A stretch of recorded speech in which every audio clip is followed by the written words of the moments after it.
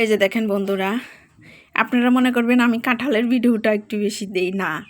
আসলে এটা আমাদের এই বছরের শেষ কাঁঠাল।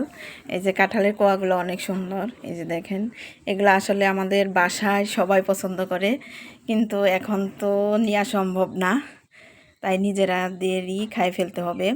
এই যে দেখেন, বাসায় সবাই পছন্দ করে এই কাঁঠালগুলা।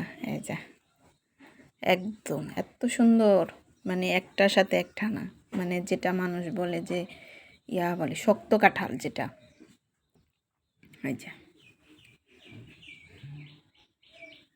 এই যে কাঁঠালের ভিডিওটা অনেক, আর কাঁঠালগুলো অনেক মিষ্টি, অনেক মিষ্টি।